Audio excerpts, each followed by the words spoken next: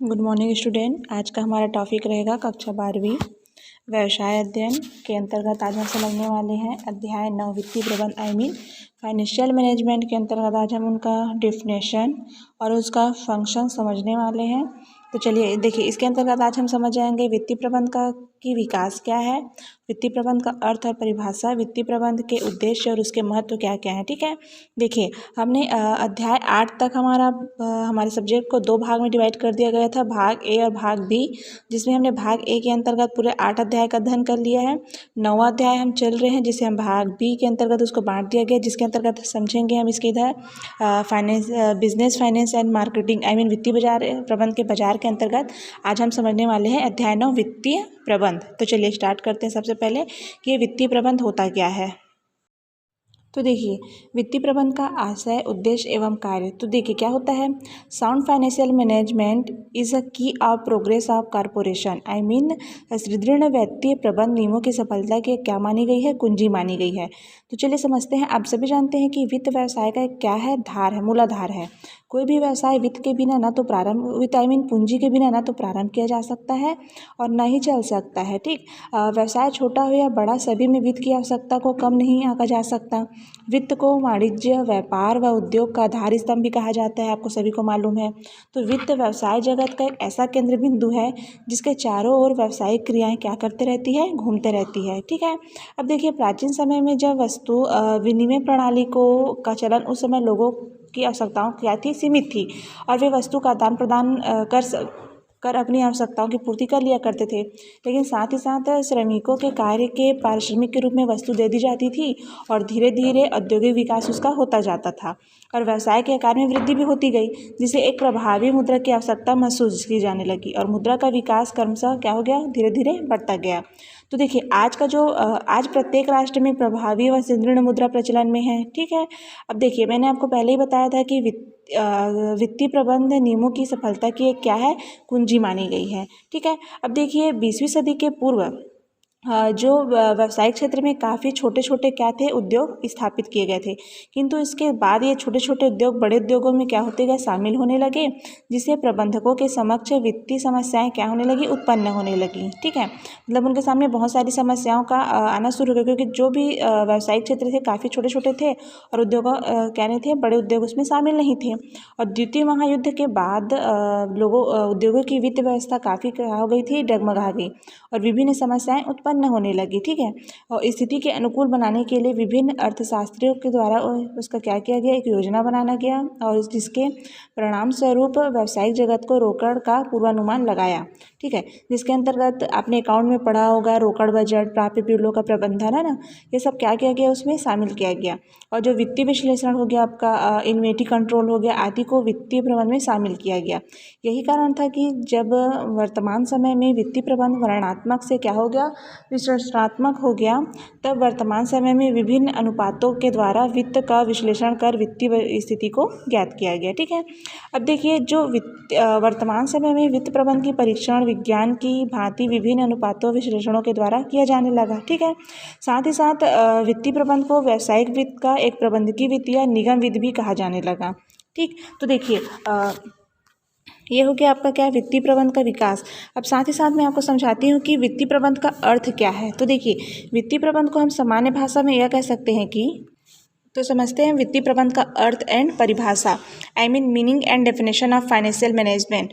तो देखिए इसका अर्थ है कि सामान्य शब्दों में वित्त कार्य से आशय किसी भी व्यावसायिक संस्था के लिए वित्त की व्यवस्था करने से है, किंतु यह पुरानी विचारधारा थी। वर्तमान में वित्तीय प्रबंध का अर्थ क्या होते जा रहा है, विस्तृत रूप में बड़ा होते जा रहा है। इसके साथ ही साथ बोला जा रहा है कि इसके साथ ही साथ व्यवसाय के लिए पूंजी की क्या करना है, व्यवस्था करना और उसका उचित उपयोग करना भी सम्मिलित माना गया है।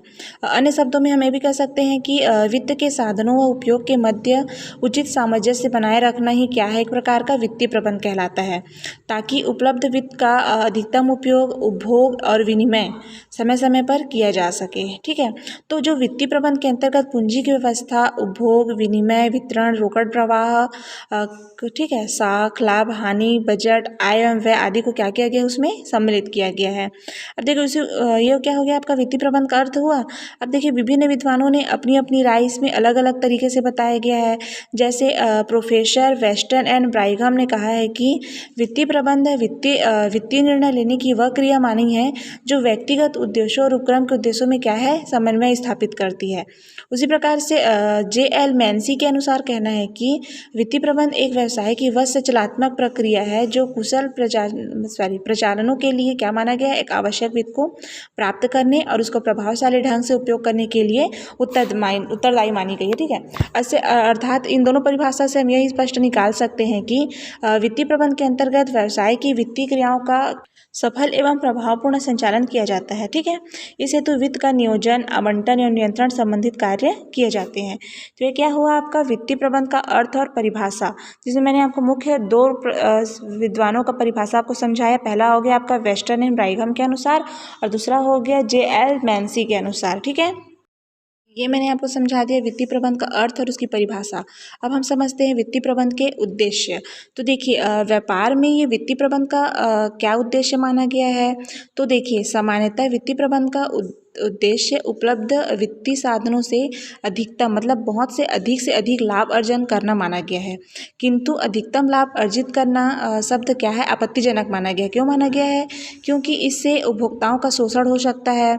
अतः अधिकतम लाभ की जगह उचित लाभ लेना व्यावसायिक व्यक्ति व वित्तीय प्रबंध का प्रमुख उद्देश्य नहीं होना चाहिए। ठीक है, अब देखिए इसको भी 3 भाग से डिवाइड किया गया। वित्तीय प्रबंध के उद्देश्य को 3 भाग में डिवाइड कर दिया है। पहला है जिसमें आपका अधिकतम लाभ की प्राप्ति के उद्देश्य से, दूसरा हो गया अधिकतम प्रतिफल की प्राप्ति के उद्देश्य से और तीसरा हो गया संपत्ति के मूल्य को अधिकतम करने के उद्देश्य से। तो अधिकतम लाभ की प्राप्ति के उद्देश्य से क्यों किया गया है, तो देखिए कुछ विद्वानों का मानना है कि वित्तीय प्रबंध का प्रमुख उद्देश्य अधिकतम लाभ प्राप्त करना है, किंतु अधिकतम लाभ का आशय एवं सीमा की कोई स्पष्ट परिभाषा इसमें नहीं दी गई है। क्यों नहीं दी गई है, क्योंकि अधिकतम लाभ के उद्देश्य से लाभ क्या होता है, न्याय संगत होना चाहिए। ठीक है, लाभ क्या होना चाहिए, न्याय संगत होना चाहिए। लाभ व उपयोगिताओं में सामंजस्य होना चाहिए। लाभ प्राप्ति हेतु एक मानक तैयार करना चाहिए। ठीक है, और साथ ही साथ लाभ का अधिकांश भाग जनहित में वितरित होना चाहिए। ये उनका मुख्य उद्देश्य था।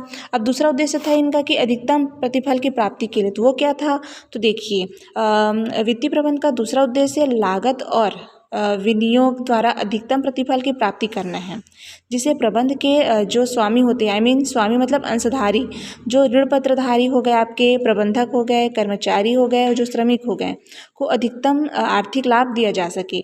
चूँकि ये सभी वर्ग समाज के क्या हैं, एक अंग है। अतः कंपनी से संबंधित इन सभी वर्गों का आर्थिक विकास करना कंपनी का क्या है, एक दायित्व है। इस हेतु अधिकतम प्रतिफल लाभ प्राप्त करना क्या हो गया, बहुत ही आवश्यक माना गया है।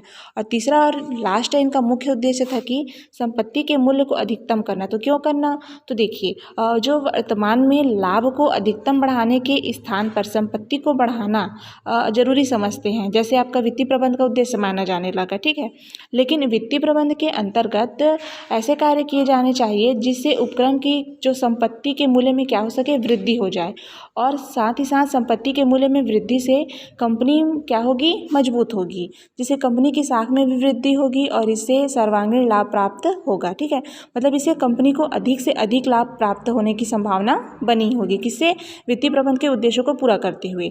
अतः वित्तीय प्रबंध व्यवस्था का उद्देश्य कंपनी की संपत्तियों को बढ़ाना होना चाहिए।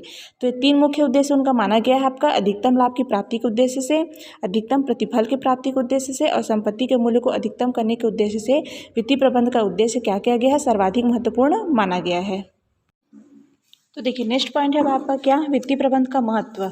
तो इंपॉर्टेंट ऑफ फाइनेंशियल मैनेजमेंट, जिसमें वित्त व्यवसाय का क्या माना गया है, मूलाधार माना गया है। क्योंकि व्यवसाय में वित्त के महत्व की तुलना किसे की गई है, मानव शरीर से की जा सकती है। क्यों की जा सकती है, क्योंकि जो वित्त व्यवसाय जगत की क्या मानी गई है, धुरी मानी गई है, जो चारों ओर आर्थिक व व्यावसायिक क्रियाएं क्या करते रहता है, परिक्रमा करते रहता है। इस प्रकार एक व्यवसाय को सबल और सुदृढ़ बनाने के लिए वित्त का विशेष महत्व होता है। ठीक है, अब देखिए बिना पूंजी के क्यों इसका महत्व बताया जा रहा है, तो देखिए इरविन फैड ने कहा है कि एक फर्म की सफलता एवं उसका अस्तित्व और उसकी कार्य क्षमता और उत्पादन करने की इच्छा जो स्थायी और कार्यशील पूंजी में विनियोग करने की क्षमता काफ़ी बड़ी सीमा तक उसकी भूतकालीन व वर्तमान वित्तीय नीतियों द्वारा निर्धारित होती है। ठीक है, क्योंकि वित्तीय प्रबंध के महत्व को हम इस प्रकार कह सकते हैं कि विभिन्न आर्थिक एवं व्यावसायिक गतिविधियों को एक सूत्र में बांधने के लिए वित्तीय प्रबंध की अत्यंत आवश्यकता होती है। अतः वित्त प्रबंध का कार्य अनुभवी, विशेषज्ञ, निष्ठावान और उत्तरदायी व्यक्तियों को सौंपा जाना चाहिए। ठीक है, अब देखिए वित्तीय प्रबंध के महत्व को ऐसे तो 8 भाग में डिवाइड किया गया है। वो है आपका पहला वित्तीय प्रबंध की सफलता का आधार, दूसरा उपलब्ध साधनों का अच्छा उपयोग, तीसरा आपका व्यावसायिक प्रबंधकों के लिए महत्व, चौथा है विनियोक्ताओं के लिए महत्व, पाँचवा है वित्तीय संस्थाओं के लिए महत्व, छठवां कर्मचारियों के लिए महत्व, सातवां राष्ट्रीय महत्व और आठवां अन्य व्यक्तियों के लिए महत्व। तो चलिए सबसे पहले समझते हैं हम किसके लिए उपक्रम की सफलता का आधार क्यों माना गया है इसको। तो देखिए जो वित्तीय प्रबंध का उपक्रम का स्तर छोटा हो या बड़ा, ठीक है, उसका आकार चाहे छोटा हो या बड़ा हो, निर्माणी संस्था हो या सेवा देने वाली संस्था, सभी की सफलता का मूल आधार किसको माना गया है? वित्तीय प्रबंध का उचित नियोजन माना गया है। एक लाभ में चलने वाले उपक्रम को अकुशल वित्तीय प्रबंध क्या कर सकती है? समाप्त कर सकती है। इसलिए उपक्रम की सफलता का इसको मुख्य आधार माना गया है। अब दूसरा है इसमें आपका उपलब्ध साधनों का अच्छा उपयोग बोला जा रहा है। तो वो क्यों? क्योंकि वर्तमान प्रतिस्पर्धात्मक समय में वही उपक्रम सफल हो सकता है जो उपलब्ध साधनों का क्या करे? अच्छा उपयोग करने में सफल हो।